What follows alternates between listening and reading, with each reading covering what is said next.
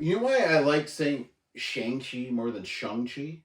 When I say Shang, I immediately want to say Sung. Yeah, that's true. Like I keep going Shang.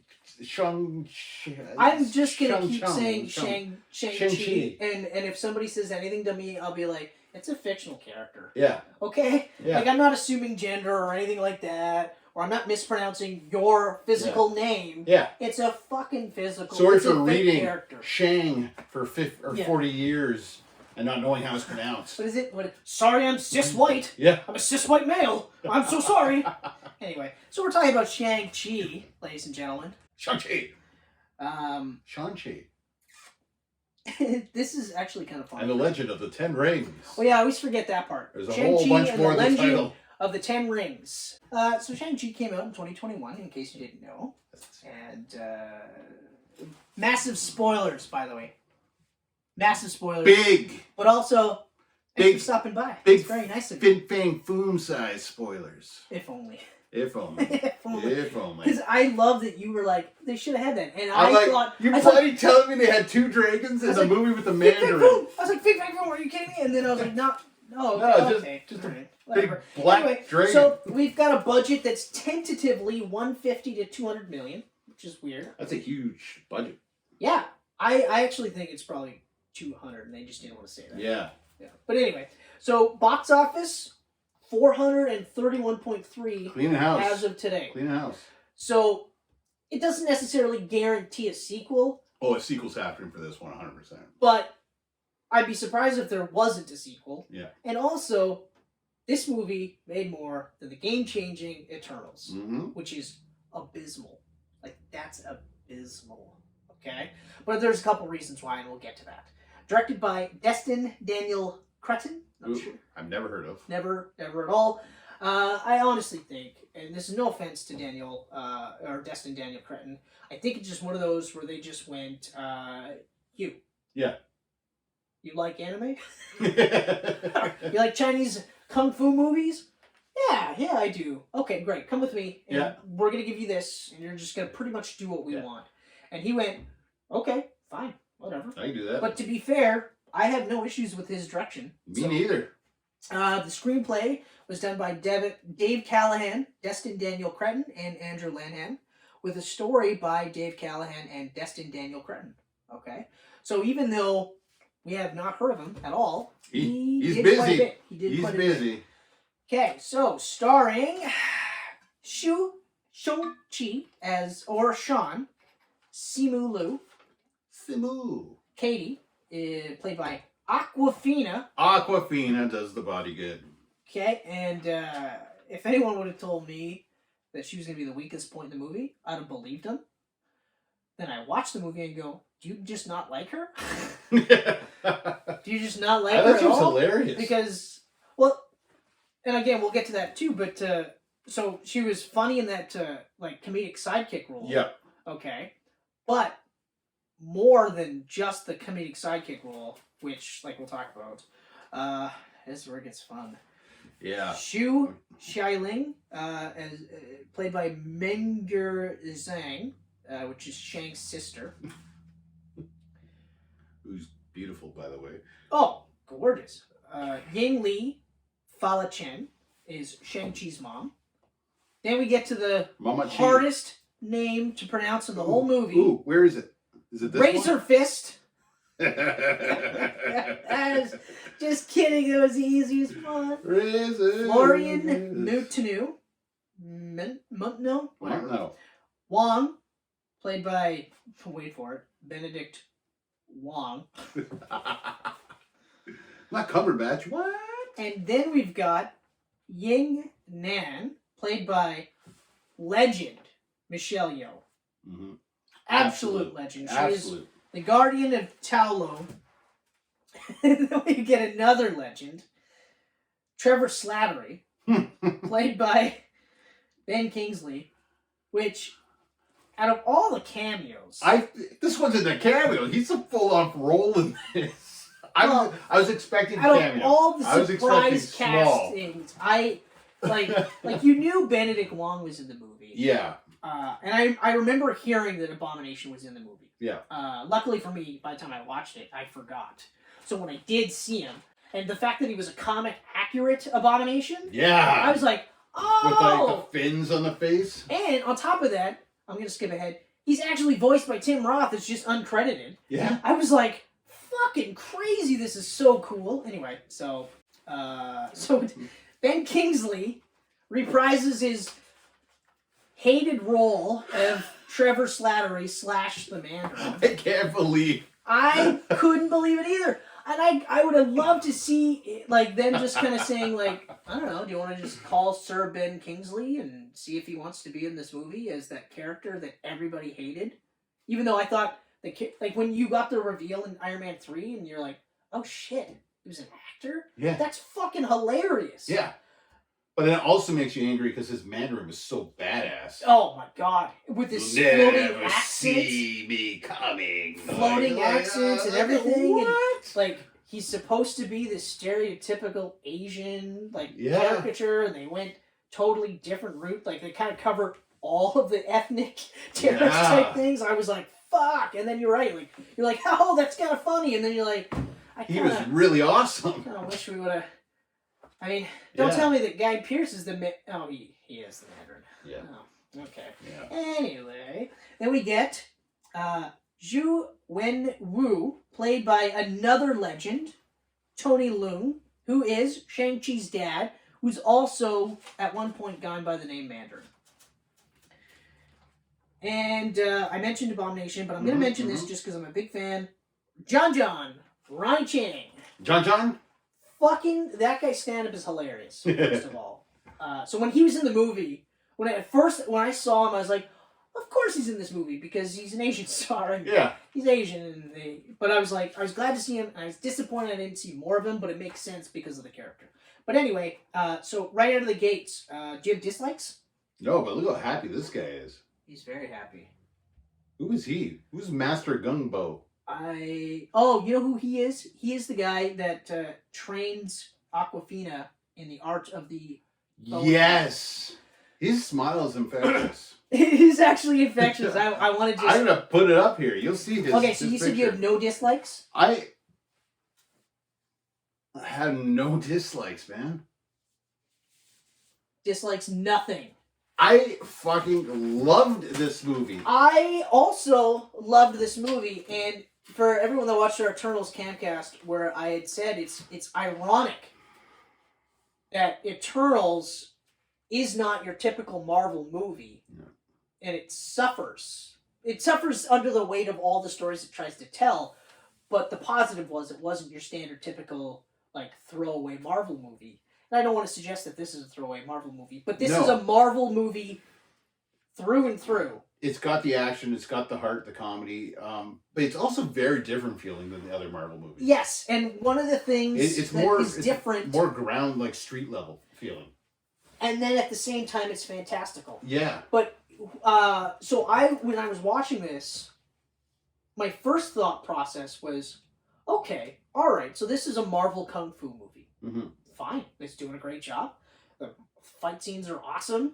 That bus scene was insane. The bus scene was crazy cool. Like, I text you right away, I'm like, holy fuck, this bus scene. The bus scene was man awesome. And then we get towards the end of the movie, and I went, this fucking Marvel Kung Fu movie slid into a Marvel Wushu epic seamlessly. Mm-hmm. Like, it wasn't like two different movies got smashed together and you can kind of go, you can kind of feel the difference, right? Yeah. It went just, here we go, we're a Kung Fu flick, and you blink and all of a sudden you're in a Wushu film with, like, Jet Li floating on water. Yeah. And you don't go, none of this makes any sense. You're just like, okay, alright. Like, you bought everything. Yeah.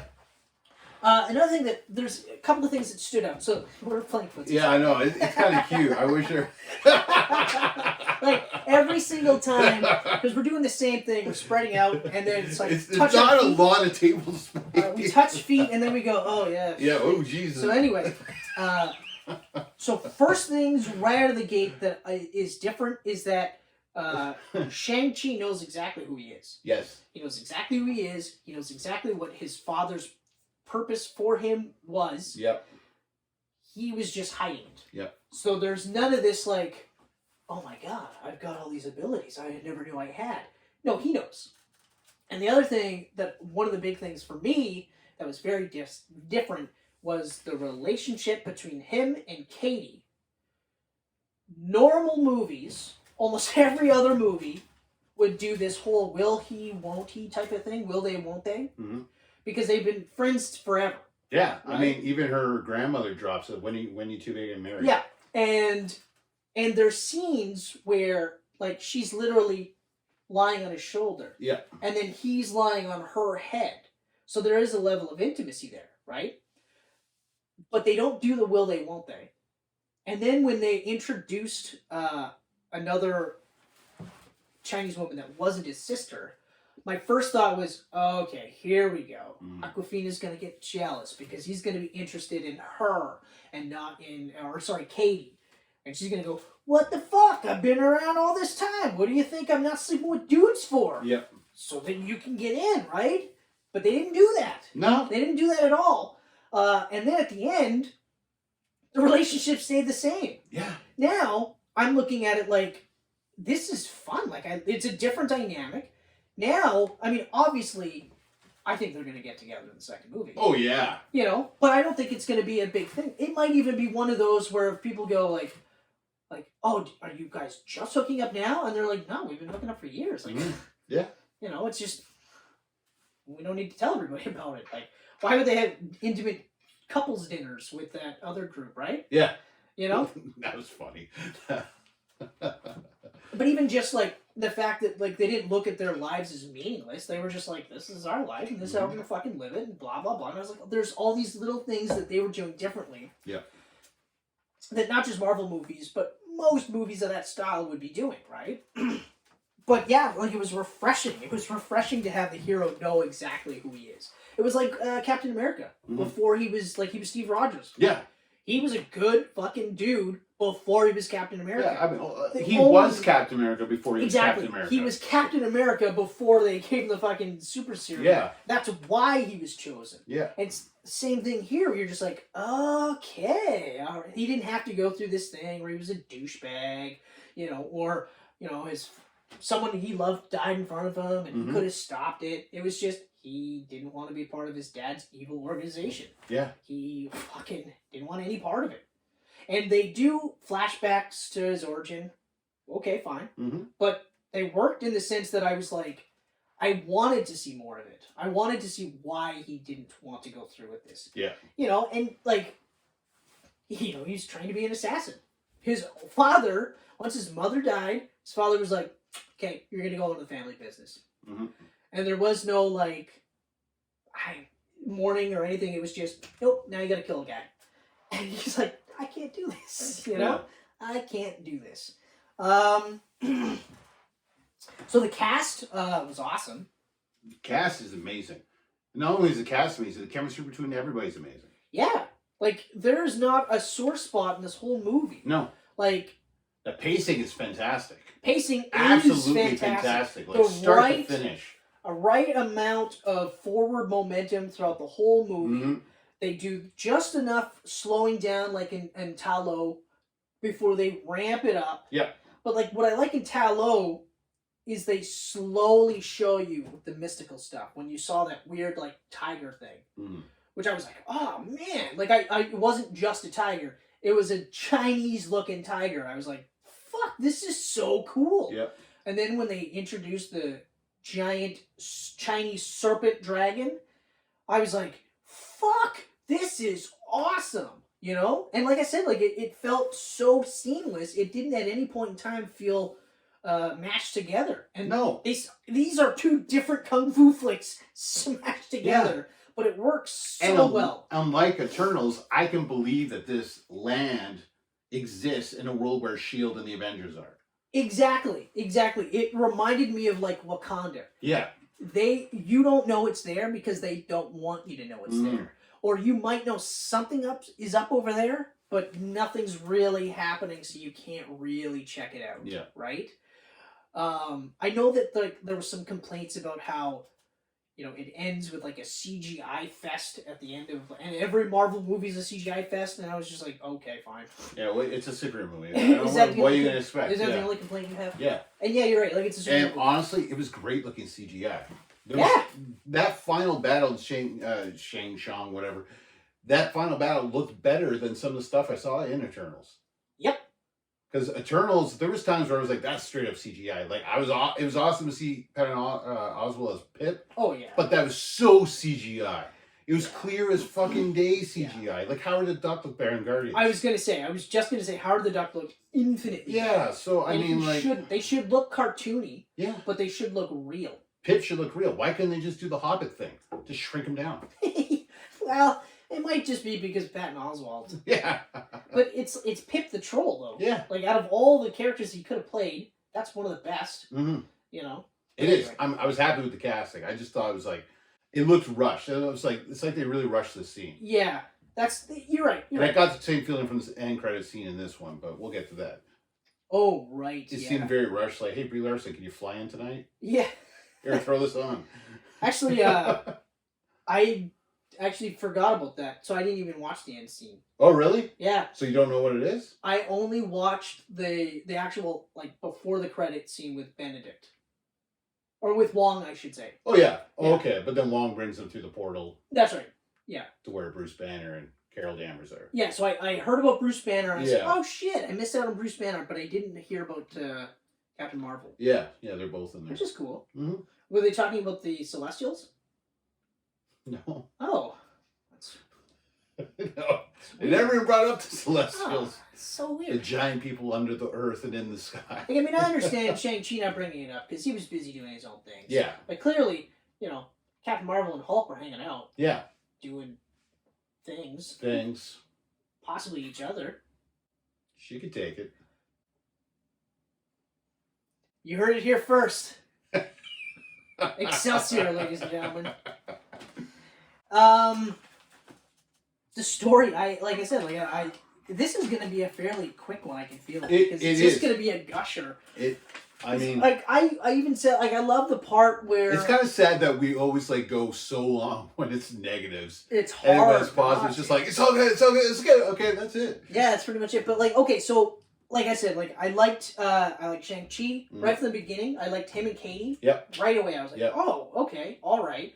And then, even the dynamic with the families, that kind of stuff, I thought that was really cute. And it was cute, when are you guys going to get married, blah, blah, blah. Yeah, I thought it was hilarious. Shut up, we're just friends. And I know it, because I've been there. Yeah, everyone's been there. Yeah, you hang out with the opposite sex, it was like, oh, no. You're like, I'm trying, but I'm in the fucking friend zone. We don't want to talk about the friend zone, but I'm in. When you two getting married, touch your damn fucking granddaughter. Yeah.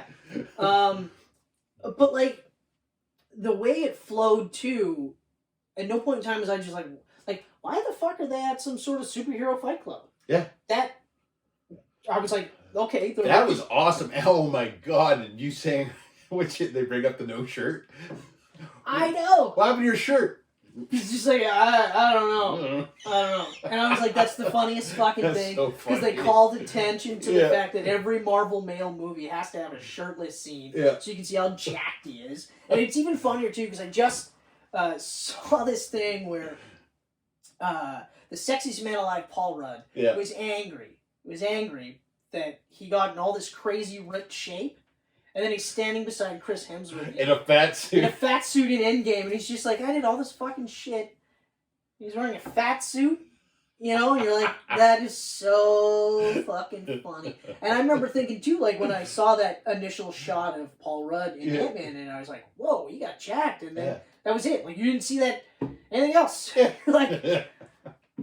Why did you need to be jacked? And then I remember, you go back, even Man of Steel. At one point, they got him all trained up for Man of Steel, so he's all jacked, and then a couple of weeks of shooting go by, and then they had to get him back into shape to shoot a topless scene. So they got him into perfect shape, shot some scenes, and then they went, oh, we need to get you back into this for a shirtless scene. I think it might have been the scene where he at the beginning. when he's stealing clothes and he's all fucking hulked out, because he's got just his pants on. I think it might have been that scene, and I remember thinking like that would fucking. Oh no, they had to maintain it. It wasn't just because they said normally what you do is you get him to that point, they shoot that scene, and then they just kind of they drop a little bit because they don't really need it. Mm. Well, he had to maintain that physique for more longer than normal because the scene that they needed to shoot was later. What? So anyway, now you look at it and it's funny, and even Tom Holland actually just recently they let loose that up until No Way Home, sometimes in the suit he had padding. Okay. So it wasn't his entire, but now he was big enough that he didn't need the padding for the suit, and I was like, oh, okay, and you're like, is it necessary these days? Like now, and we talked about Pattinson was getting shit because he wasn't maintaining a Batman physique while he was shooting this movie where he's in an armored costume, a bulletproof armored costume. Yeah. And he's just like, why? What do I do? I'm not walking around shirtless. And they're like, well, he's fucking lazy. And I was like, I mean, okay, sure. Don't get me wrong, I get a kick out of it when they get into that kind of shape and they actually look like they could kick some ass. Obviously, Daniel Craig's Bond wouldn't have worked as well if he didn't look like he could fucking kill people. Yeah.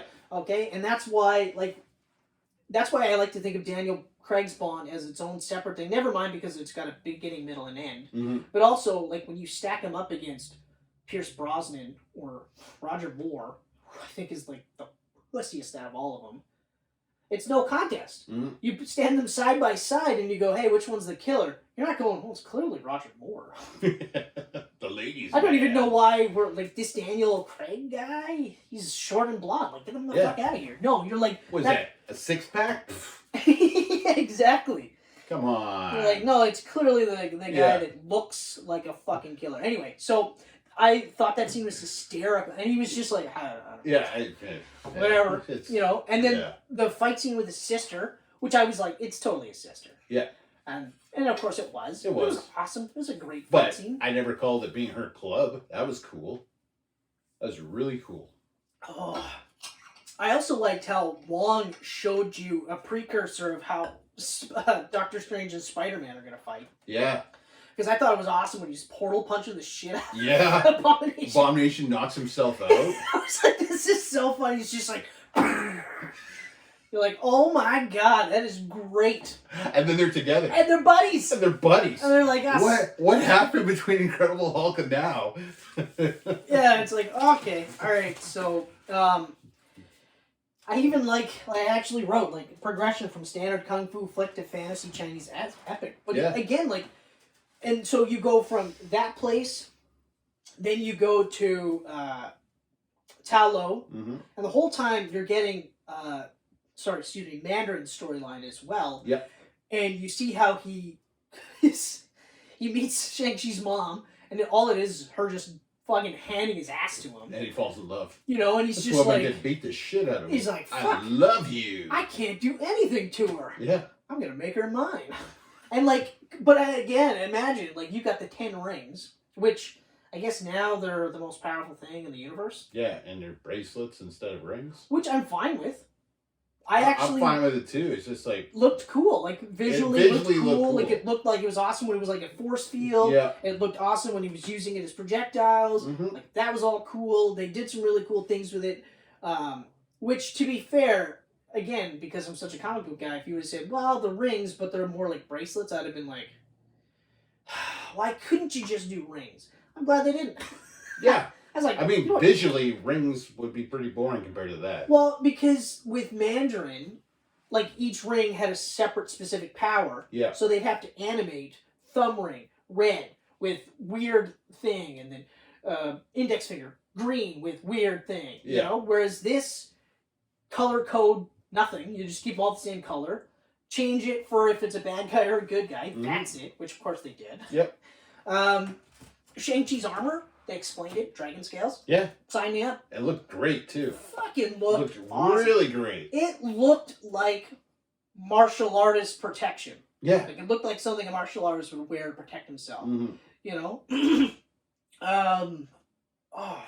and yeah, the final fight scene with all that special effects was fucking awesome. It looked awesome, man. It was fucking incredible. And it was kind of like dark too. It the way was all a these little people bit were darker. dying, like there's bodies everywhere. Yeah. There wasn't like they didn't not show you people dying, but you knew they were dying because they had to die. And Trevor Slattery, you think he's dead, and his little furry buddy there's like, I know. Oh, you thought I was dead? Yeah. I'm doing a good job. I'm such a good actor. Such a good actor.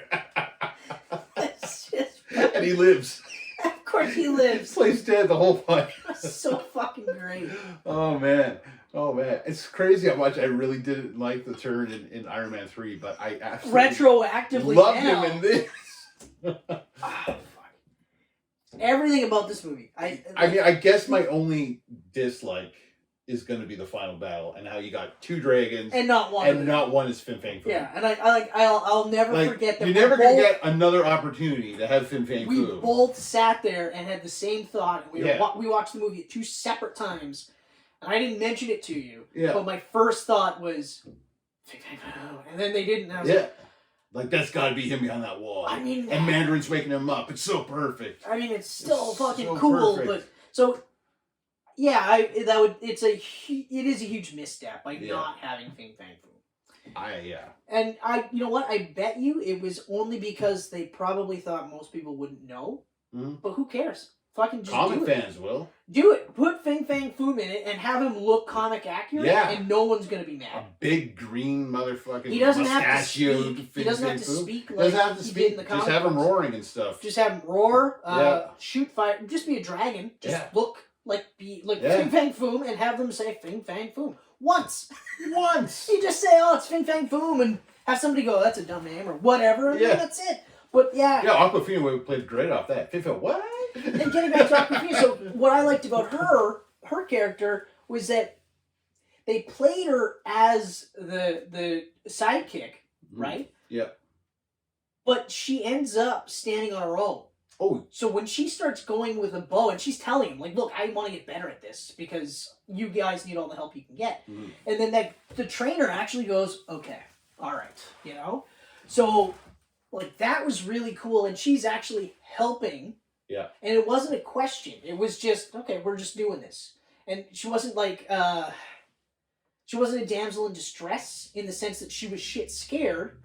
She just couldn't fight the guys that they were fighting, you know? Oh, and you were saying about how, like, there's no qualms about killing people. That whole scene on the side of the building, there's no way those guys aren't dead. Oh, they're falling. Those ninjas are getting kicked off the fucking building. They're dead. You know? They're dead. And that was an interesting thing that they did with Shang-Chi where that, in my opinion, sets him apart from the other Marvel heroes. Mm-hmm. He's in that class that will kill, who has no problems killing. Yeah. And won't even think twice about it because they're evil, you know? So it's right back to, like, Captain America in World War II. He killed people. Oh, yeah. Brubaker was like, nah, he fucking killed people. Yeah. Okay, just so we're clear, he did. He didn't do it as much as Bucky, but that's what Bucky was for. Mm-hmm. Okay? You know, and in this one too, like, so I think that's kind of interesting, and it'll be kind of like in that Moon Knight Blade stage where, you know, you've got a group of guys that will go that extra mile. Mm-hmm. And it wasn't like, he wasn't bothered by it. It was just, he just had to fight to survive, and that was it, right? And it was the same with the end too, fight to survive, and that was it. I did really like how he didn't want to fight his dad, though. Which I thought was, and I had a feeling that's how it was going to go. Yeah. You know? He just didn't want to. Because it was his dad, you know? I mean, yeah, I get that. Yeah, you know? Like, you know, he still loved him. Exactly. He just disagreed greatly. He loved it and hated him. Loved and hated him, yeah. Yeah, I mean, still dad. You can love your father and hate the person. Sure. Not you, because your dad's lovable and amazing. Yeah, he's a big teddy bear. Oh, yeah. Oh, yeah. Oh, yeah. Mm-hmm. Has he seen Eternals yet? He's a softie. No, he hasn't.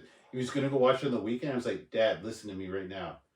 Watch Ghostbusters instead. Oh, okay. Oh, okay.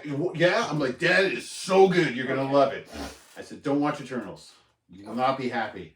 He might actually be happy if he watches it. Well, and that's what I told him. Because he doesn't really look at movies in that whole big picture like we do. No, well, I mean, I don't think we can help it. No. Like, I really don't think we can help it. I tried not to. I really tried hard not to, and I can't. I do it. Mm-hmm. And, like, getting back to, so, Eternals, you're like, no other superheroes in this movie? We had fucking Hulk, Wong, Captain Marvel, and Abomination. Yeah. Okay? And Trevor Slattery. And none of these people, with the exception of Trevor Slattery, added to the movie. Mm-hmm. Like, especially, like, Abomination and Wong, it was literally like, oh, wow, that's awesome that they did that. Yeah. But they didn't need to. They could have done anything else. But they did. And I was like, fuck, man, that's awesome. Like, I literally cannot say enough good things about this movie. I'm happy that it doubled its budget. Me too. I really hope that that's enough to justify a sequel. I 100% guarantee we're getting a sequel on this. I would be really surprised. I mean, what's it at now? 4 something, you said? 431.3 million. And correct me if I'm wrong, that's around the same amount the first Ant-Man made. I believe so, and yeah. you got a trilogy. I believe so, yeah. So I think we're safe to say we're going to see plenty more of these characters. Especially if... before I say this, especially if, but the absolute end stinger was it Smart Hulk or was it Bruce Banner? It was just Banner. Interesting. It was just Banner. And then, yeah, it is interesting, right? And he had the sling. So Okay. you know it's after Endgame for sure. Right. The She-Hulk images we saw of Smart Hulk didn't have a sling. So I'm thinking She-Hulk's taking place before Endgame. I think it takes place before and after. Yeah. That's what I think. Okay. In fact, it might be that... Oh, no. That's right, because there was a shot... She was She-Hulk while he was Smart Hulk. Yeah. Depending on if that's exactly how the trailer plays out, like in the show. But it might just be like, in the beginning, like first episode type of thing, Smart Hulk. Yeah. And then the second or third episode is when Endgame is over, and it's after that. I don't think he's going to appear in every episode. No, he has to appear... I'd say 2 or 3, maybe. He has to appear at least in the first 2 or 3, because unless they do something drastic with her origin, which I don't think. Yeah. You know, which, for those of you who don't know, she becomes She-Hulk because of a blood transfusion from her cousin, who is Bruce Banner the Hulk. Mm-hmm. And I think that's exactly how it's going to go here. Might be a little bit different. It might even be that he inadvertently gives her the Hulk, period. Yeah. He's no longer a Hulk, which I would think is stupid. Or might just, whatever. Yeah. Whatever, we'll see what happens. So as Banner, as Captain Marvel, it was Wong, and they recruited the two for what? I don't even recall now. Okay. It was, what the hell were they talking about?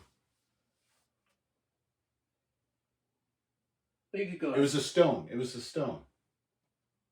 The green stone, the necklace. Okay. All right. I believe it was that. Google it. I think, I'm pretty sure. No, stop. Just Google it. I'm going to keep talking while I Google No, it. no. I mean, our viewers want No. entertainment. And They don't want to hear you like saying half sentences and like I repeating yourself. I think. think- I'm pretty sure. Well, the Green Stone and his armor's in a sling, so it's after Endgame. Like, come on, man. I said that like minutes ago. Christopher. Oh. Jesus. What's my middle name? Ryan. Oh. Ho, ho, ho. My man. Let's see here. Explaining the end scene. Once again, handle this first. Okay, yeah, she took off to handle an emergency.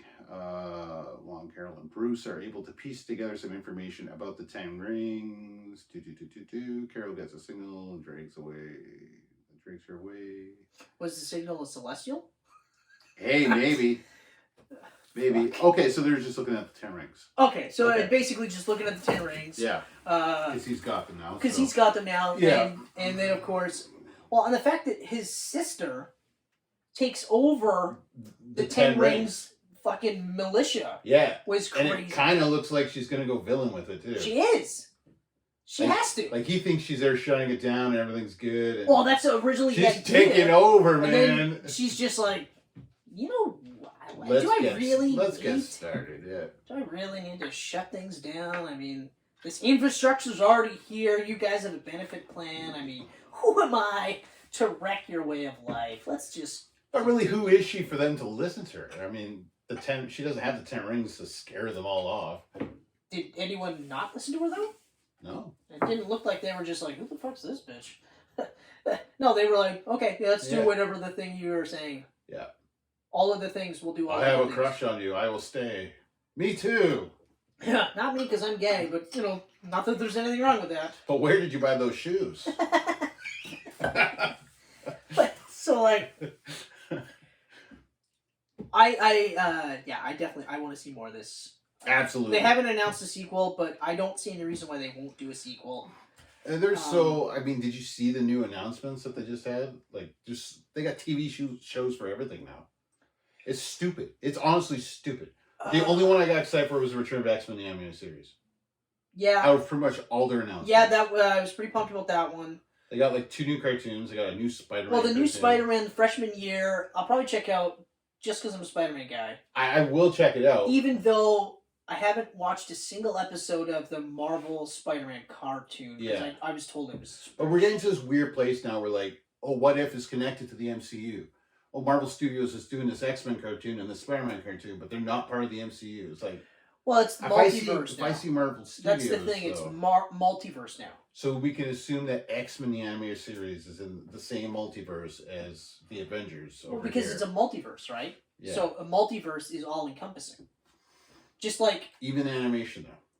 It's a multiverse, Kenneth. I mean, that's going to be the answer. So that's... I know it's frustrating, but that's... It's not so much frustrating. It's just... I mean, it's confusing to the degree that... And that's another thing now. Like, friggin' these Spider-Man movies. Am I to consider these part of the actual Marvel MCU now?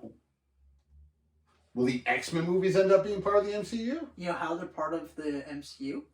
Multiverse. Multiverse, yes. Multiverse. See... The only thing, like... How many Stan Lees are in the multiverse, then? What I've noticed now, especially with, like, well, Phase 4 in particular, so... I know that they said that Kang is the next big bad guy. Mm-hmm. But they're not treating Kang like they treated Thanos. At all. No. Okay? No.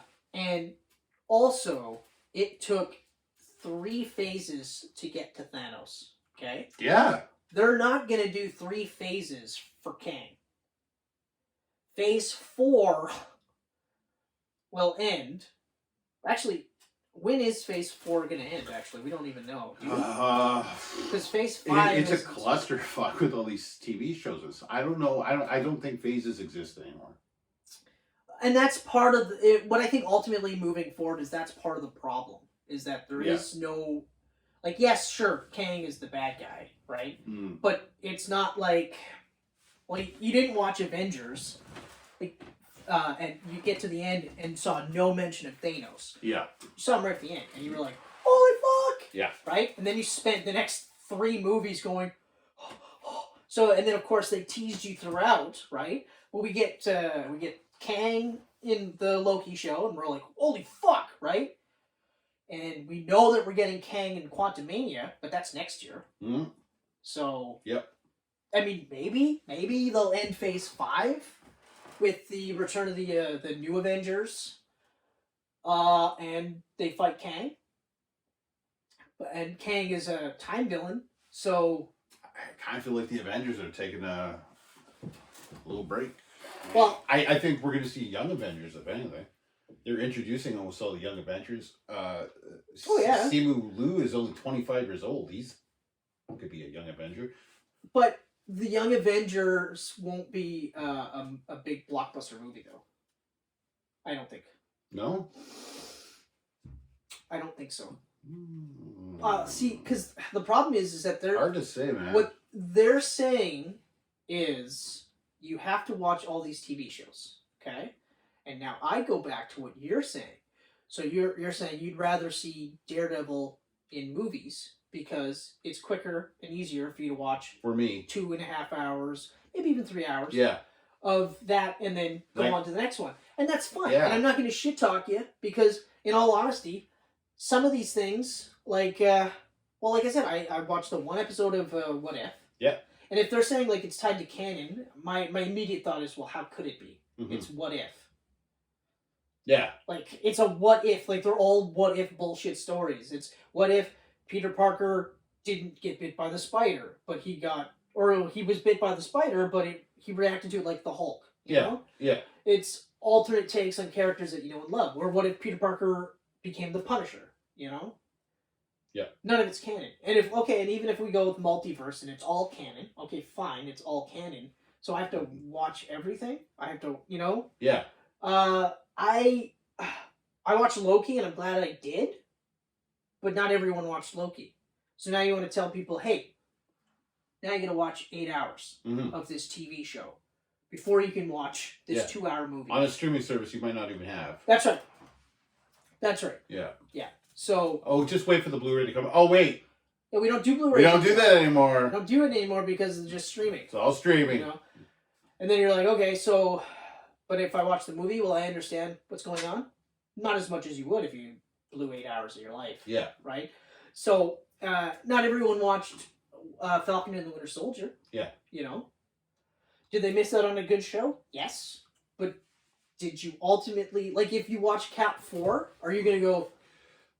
Wait, I don't understand. How is he Captain America? Well, no, you know he's Captain America because Cap gave him the shield at the end of Endgame. Yeah. You don't necessarily need to watch the TV show, right? It complements, yes, but you don't need to. So that's kind of where I feel like they're losing out on. Like, okay, where is it here? And also COVID, obviously. Yeah, okay, so their announcements were Moon Knight, She-Hulk, Ms. Marvel, Echo, Spider-Man Freshman Year, I Am Groot, Ironheart, Agatha House of Harkness. Agatha did not need her own TV series, I'm sorry. Marvel Zombies, Secret Invasion, and What If Season 2. I'm going to be picking and choosing what I watch in the MCU from now on. I don't have time for that many TV shows. No, and also... I don't have any time.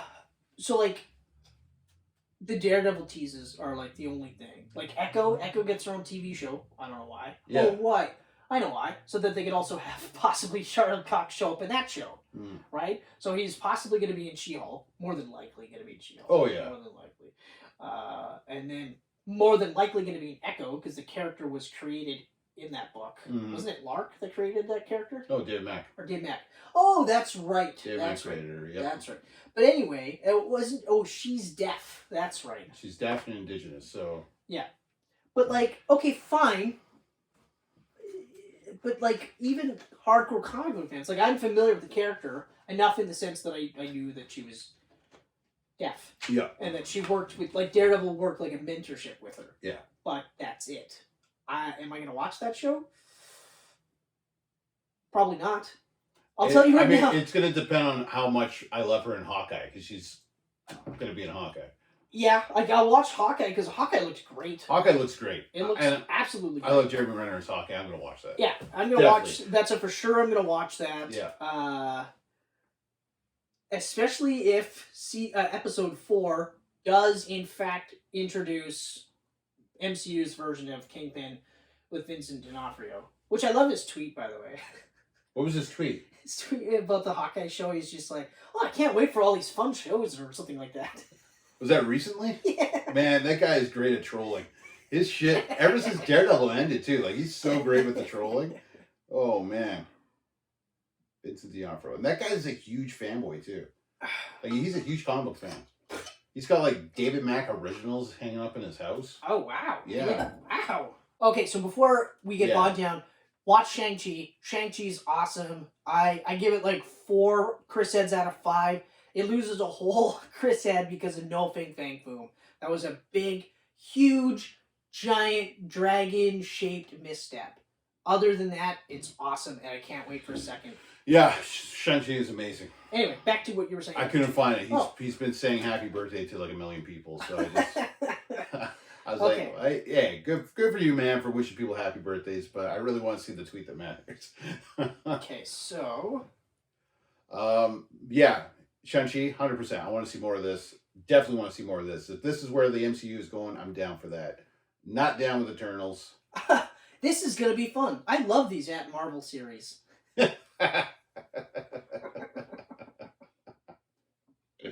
Oh man. So I'm watching Hawkeye for sure. Yeah. She-Hulk. She-Hulk, I'm gonna check out. Definitely in for She-Hulk. I'm definitely gonna check. I love the character and I love the actress that's playing her. I agree. I will definitely check it out for sure. Mm-hmm. Actually, there's no way around. I'm gonna check it out. Yeah. Moon Knight, I'm still on the fence about. Moon Knight, I'm gonna check out, but I don't know how much I'm gonna like it. I like I told you, I don't like the way they made his costume look.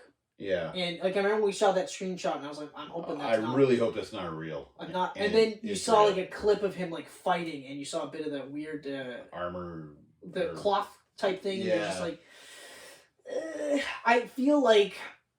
I mean, granted, sure, most of the scene or the clip was him pummeling some guy, very reminiscent of Netflix's Daredevil. Yeah.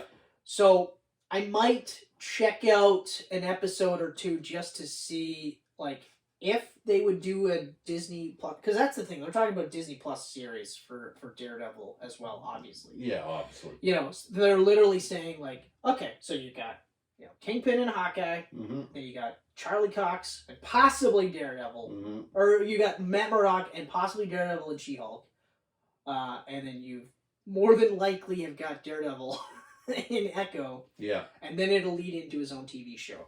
And I'm kind of starting to think like it might not be a bad idea to do a movie, I think Daredevil deserves another shot at a movie.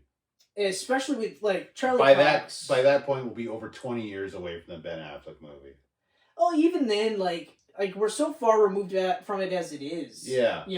But the thing is, my only concern with the Daredevil movie is that like it's not going to do $1 billion. No. And I feel like a lot of times. Actually, maybe not so much right now. It's weird, like COVID kind of changed things. But pre-COVID, it felt like unless it's a Marvel movie and it doesn't do $1 billion, or like some sort of standard franchise and it doesn't do $1 billion, we're not going to do the movie. Like, there's no point, right? Yeah. COVID, I will say, has kind of changed it. COVID has changed things. I mean, we're going to talk about Ghostbusters, but they're already talking number 2 on that, right? Which is awesome. Dune. Yeah. Dune's just past 400 worldwide, I think, and it's getting a trilogy now. Yeah, and that's on the back of TV or movies and the streaming service. Yeah. Yeah. But you know what? And I honestly, if we get more Daredevil and it's like good Daredevil, I'm not gonna complain. I'm definitely not complaining. Like, I mean, I'm just starting episode 1 of season 3 of Daredevil's like on Netflix again. Like it's a show that I'm constantly rewatching. Yeah. This time I almost exclusively skipped everything for the Defenders unless Matt Murdock is in it. But I love the show so much, and I think it's one of the best representations of the character. I would be intrigued to see a Mark Waid version of the character, or a Mark Waid take on that character, because like I told you, it's not like reveling in the depression, but they don't shy away from it. Yeah. And there's some fucking dark, heavy shit in there. There's a character called Coyote who stole the Spot's powers and then used it to kidnap people. Oh. And make them do stuff by having like these contraptions around their necks that teleported their heads off their body. Oh. But still allowed them to, like, so there's these headless bodies doing things. Like, it's pretty... That's messed up. Yeah. I mean, for fuck's sakes, for anyone who hasn't read the run, this is a bit of a spoiler, but like early in the run, they actually have this Coyote character mentally fucking with Daredevil by teleporting his dad's skull into his office drawer. So he's just like, and I already know what it is before I open the door. the drawer, and it's his dad's skull. So of course he fucking loses it. But then when he goes to Foggy and he tells him what happened, and Foggy's like, I looked in your drawer and there was nothing there. And then he goes to where his dad's buried, and the body's gone. And there's a bunch of bodies that are missing. And he ends up, like, having to fight with Mole Man, of all people. Oh, wow. To get these bodies back. So, yeah. That's pretty cool. For anybody that's sitting there and goes, like, it's super lighthearted. It's not. Speaking of Mole Man, I hope that's who the Fantastic Four fight in the first film. I hope they go straight for the very first comic and make Mole Man the villain. Ah, man, it'd be so great. Tease Doom, but I want Mole Man in the first Fantastic Four. Obviously, tease Doom. Yeah. Tease Doom, but don't do the first 2 fucking movies with Doom in it. Yeah. In fact, maybe Doom in the second one. Yeah. Or maybe Doom in the third. Yeah. Fantastic Four gets overlooked, but they also have a very large rogues gallery. Yeah. Oh yeah. Yeah. Yeah. But yeah, so more Daredevil, I'll be happy with. Mm-hmm. If they do like a lighthearted, like if they do Mark Waid's version where he's actively trying to be more positive, I'm all in because that's my favorite Daredevil run. Yeah. It's my absolute favorite Daredevil run. I told you, like, I reread the Bendis run. Some of it is still awesome, like hardcore, awesome, so good. Murdoch Papers could have been shortened a bit, but still largely good. Mm-hmm. It's just some of the stories in between where you're just like, oh, like, because Bendis got to that point where like he couldn't tell 2-part stories as palate cleansers. Everything had to be like 5 issues, 6 that issues. That was that Age of Marvel where everything was written for trade. Yeah, and you're just every arc was 6 issues. Yeah, and I remember some of like the best books on Ultimate Spider-Man was like a 1-issue, one and done. Mm-hmm. The Talk with Aunt May. Yeah. Oh yeah. Like what? Yeah.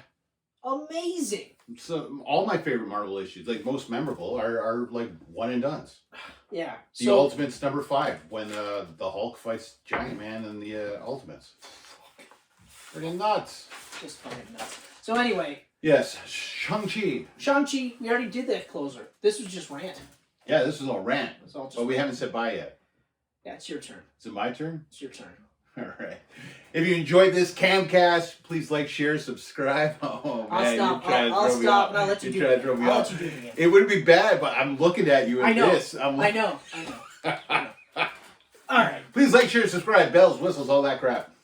You can follow us on Twitter, Facebook, and Instagram. You can catch our podcast on SoundCloud, Apple Podcasts, and Google Podcasts, or you can watch us right here on YouTube and see our handsome faces. You can check us out at geekpantsmedia.com, where we do nothing, but there's cool info there about us as people. How's that? That was great.